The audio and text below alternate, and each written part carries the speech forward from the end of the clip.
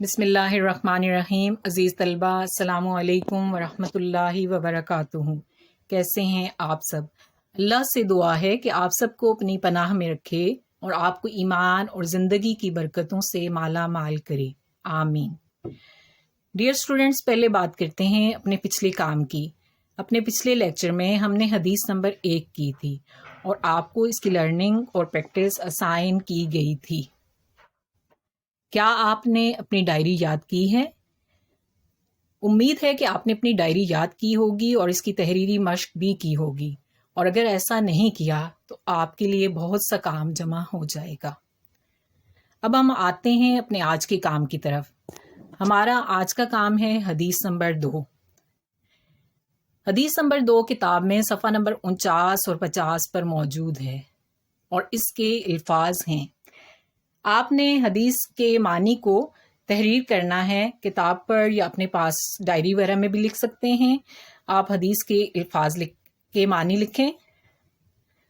طلب العلمی، علم کی طلب، فریضۃ فرض ہے، علی پر، کلی ہر، مسلم مسلمان، با محاورہ ترجمہ۔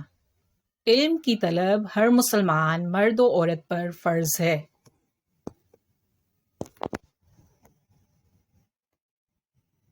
اب ہم اس حدیث کو تفصیل سے پڑھتے ہیں۔ اس حدیث کا موضوع ہے علم۔ علم کے معنی ہیں جاننا اور آگاہ ہونا۔ انسان زمین پر اللہ کا خلیفہ اور نائب ہے، اسے علم کی وجہ سے ہی باقی مخلوقات پر فضیلت حاصل ہے۔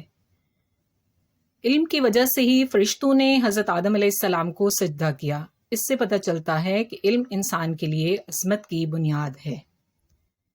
حصول علم انسان کا فطری تقاضا بھی ہے اور مذہبی تقاضا بھی، یعنی یہ چیز ہماری فطرت میں شامل ہے کہ ہم اپنے ارد گرد کی چیزوں کے بارے میں جاننا چاہتے ہیں کہ یہ سب کیا ہے اور کیوں ہے۔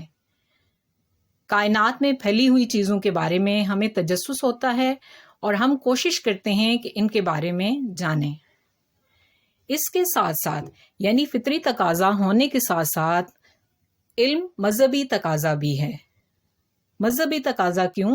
اس لیے کہ علم کے بغیر انسان نہ تو اپنے معبود حقیقی کو جان سکتا ہے اور نہ خیر و شر کی قوتوں کو۔ اللہ تعالیٰ کے احکام اور رسول صلی اللہ علیہ وآلہ وسلم کے فرامین جاننے کے لیے بھی علم ضروری ہے۔ علم کے بغیر نہ تو انسان خلافت کے فرائض سر انجام دے سکتا ہے اور نہ اپنے خالق و مالک کا قرب حاصل کر سکتا ہے۔ اسی فطری اور مذہبی ضرورت کے پیش نظر آپ صلی اللہ علیہ وآلہ وسلم نے علم کی طلب ہر مسلمان پر فرض قرار دی ہے۔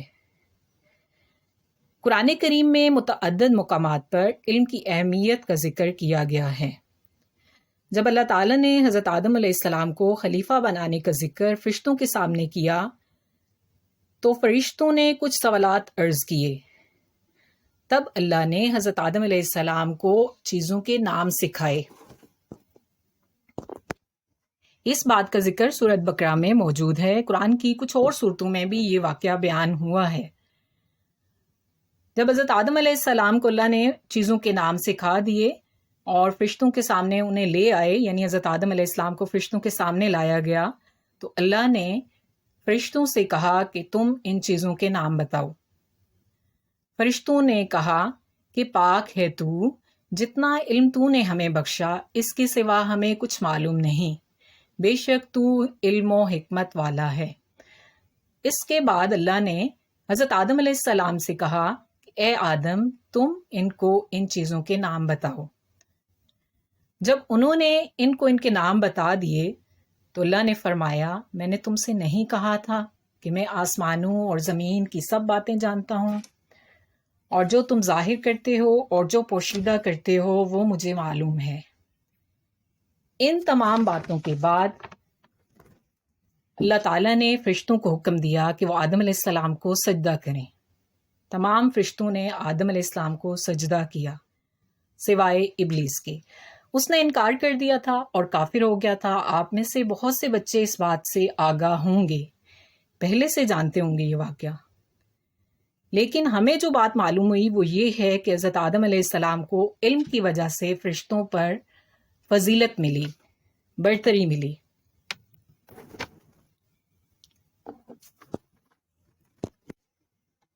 اسلام میں علم کی اہمیت کا اندازہ اس بات سے بھی لگایا جا سکتا ہے کہ اللہ تعالیٰ نے آپ صلی اللہ علیہ وآلہ وسلم پر جو پہلی وحی نازل کی وہ علم کے بارے میں تھی۔ یہ اس وقت نازل ہوئی جب آپ صلی اللہ علیہ وآلہ وسلم غار حرا میں مصروف عبادت تھے۔ حضرت جبرائیل علیہ السلام آپ کے پاس حاضر ہوئے اور اللہ تعالیٰ کی پہلی 5 آیات، سورۃ علق کی پہلی 5 آیات آپ تک پہنچائیں۔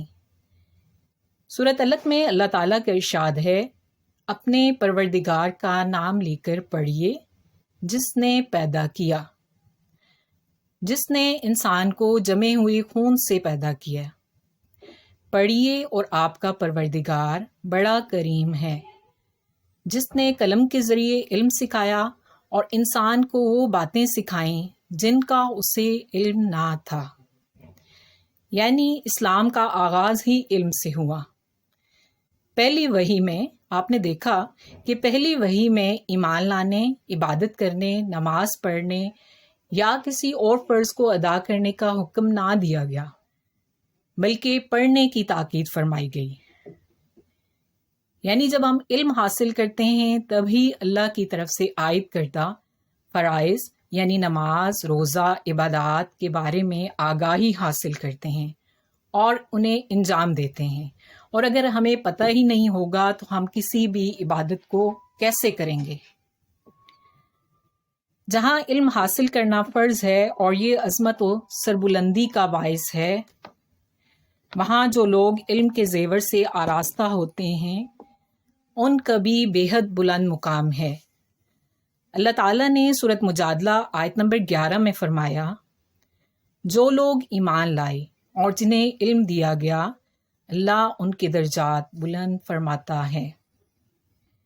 اللہ کے ہاں مقامات کی بلندی کے لیے نور ایمان سے منور ہونے کے ساتھ ساتھ علم کا حصول بھی بہت ضروری ہے۔ یہ بات بھی یاد رہے کہ عالم اور جاہل اللہ کے نزدیک برابر نہیں ہیں۔ اللہ نے قرآن میں فرمایا، کہہ دیجئے کیا جو لوگ علم رکھتے ہیں اور جو نہیں رکھتے وہ برابر ہو سکتے ہیں؟ یعنی اللہ کے نزدیک عالم اور جاہل برابر نہیں، کیونکہ علم ایک نور اور روشنی ہے اور جہالت تاریکی اور اندھیرا ہے۔ اس لیے مسلمانوں کو اس نور اور روشنی کے حصول کے لیے کوشاں رہنا چاہیے۔ قرآن مجید کی طرح احادیث میں بھی علم کو بہت زیادہ اہمیت دی گئی ہے۔ آپ صلی اللہ علیہ وآلہ وسلم کے بے شمار ارشادات علم کی اہمیت و فضیلت کو واضح کرتے ہیں۔ پیارے بچوں، آپ جانتے ہیں کہ ہماری آج کی حدیث بھی علم سے متعلق ہے، اور اس میں آپ نے علم کی اہمیت پر اس قدر زور دیا کہ اسے فرض قرار دیا۔ یعنی جس طرح دیگر عبادات فرض ہیں، اسی طرح طلب علم بھی عبادت ہے اور یہ فرض ہے۔ آپ صلی اللہ علیہ وآلہ وسلم نے مسجد نبوی میں ایک گوشہ اسی لیے مخصوص فرمایا تھا کہ صحابہ وہاں علم سیکھیں۔ اس خاص گوشے کو اصحاب صفہ کا چبوترا کہا جاتا ہے۔ علم سیکھنے والے صحابہ روز و شب وہیں رہتے اور علم سیکھتے۔ آج بھی مسجد نبوی میں یہ مقام موجود ہے۔ آپ صلی اللہ علیہ وآلہ وسلم نے علم کو مومن کی متاع گمشدہ قرار دیا اور فرمایا، علم و حکمت مومن کی متاع گمشدہ ہے، جہاں سے میسر ہو اسے حاصل کرنے کی کوشش کرے، کیونکہ وہی اس کا سب سے زیادہ حقدار ہے۔ آپ بتا سکتے ہیں کہ متاع گمشدہ کیا ہے؟ جی، اس سے مراد گم ہو جانے والا سامان یا چیز ہے۔ تو اگر کسی شخص کو اپنی گمشدہ چیز واپس مل جائے تو کیا وہ اس کو اٹھانے سے پہلے کسی سے اجازت لے گا؟ پوچھے گا کہ وہ یہ لے لے یا نہیں؟ بالکل اسی طرح علم و حکمت بھی مومن کی متاع گمشدہ ہے، جہاں سے ملے فوراً حاصل کرے، یعنی حکمت کی بات کو فوراً سیکھے تاکہ خود اسے اور دوسرے لوگوں کو فائدہ حاصل ہو۔ ایک بار آپ صلی اللہ علیہ وآلہ وسلم مسجد میں تشریف لائے تو وہاں 2 مجلسیں ہو رہی تھیں، ایک حلقہ ذکر تھا اور دوسرا حلقہ علم۔ آپ صلی اللہ علیہ وآلہ وسلم نے دونوں مجلسوں کی تعریف کی اور پھر علم کی مجلس میں شریک ہو گئے اور فرمایا یہ پہلی مجلس سے بہتر ہے۔ یہ بات بھی ضروری ہے کہ جو علم حاصل کیا جائے اسے آگے پھیلایا جائے تاکہ دوسروں تک پیغام پہنچ جائے۔ خطبہ حجۃ الوداع میں آپ صلی اللہ علیہ وآلہ وسلم نے فرمایا مجھ سے ایک آیت بھی سنو تو اسے آگے پہنچا دو، یعنی اس کی تبلیغ کرو۔ جہاں آپ صلی اللہ علیہ وآلہ وسلم نے علم حاصل کرنے کی تاکید فرمائی، وہاں اس بات کا بھی ذکر کیا کہ علماء کرام جو علم سکھاتے ہیں ان کا کیا مقام ہے۔ آپ صلی اللہ علیہ وآلہ وسلم نے خود کو بھی معلم قرار دیا اور فرمایا بے شک مجھے معلم بنا کر بھیجا گیا ہے۔ آپ صلی اللہ علیہ وآلہ وسلم نے عالم کی اہمیت کو بیان کرتے ہوئے فرمایا اللہ اور اس کے فرشتے، کائنات کی ہر چیز عالم کے لیے دعائے مغفرت کرتی ہے، یہاں تک کہ چیونٹی اپنے بل میں اور مچھلی پانی میں دین کا علم سکھانے والوں پر رحمت بھیجتے ہیں۔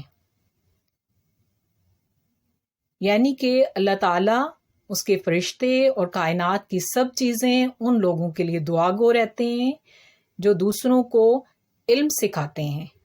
تو عالم کا کتنا بلند مقام ہے، یقیناً آپ کو اندازہ ہوا ہوگا۔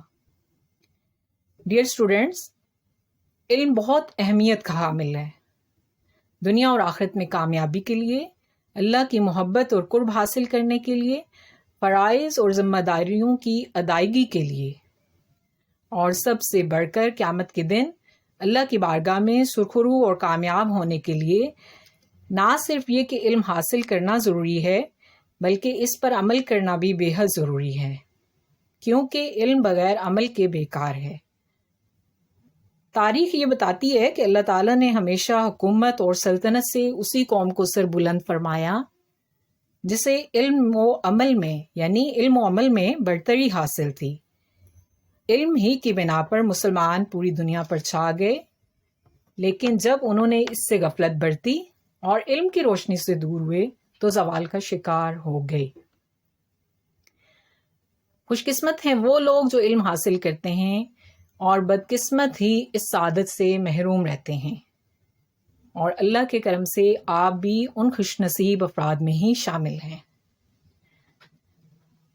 ہمارے پیارے نبی روز و شب جو دعائیں مانگا کرتے تھے ان میں سے ایک یہ دعا بھی تھی، اللہم انی اسألک علما نافعا۔ ترجمہ، اے اللہ میں تجھ سے نفع دینے والے علم کا سوال کرتا ہوں۔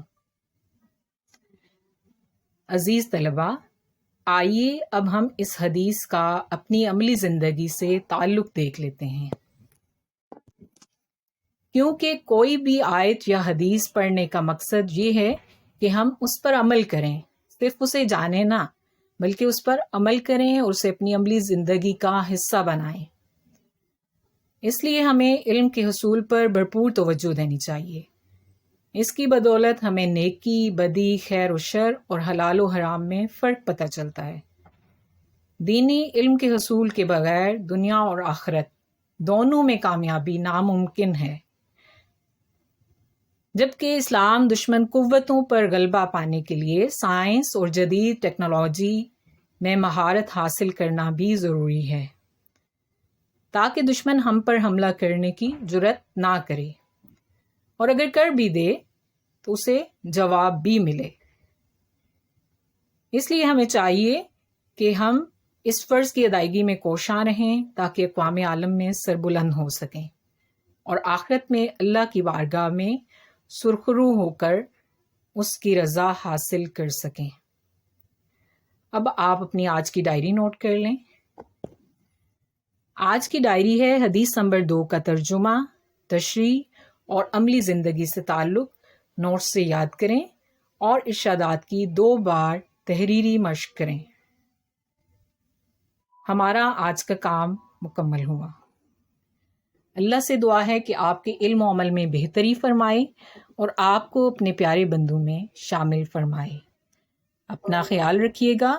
اللہ حافظ۔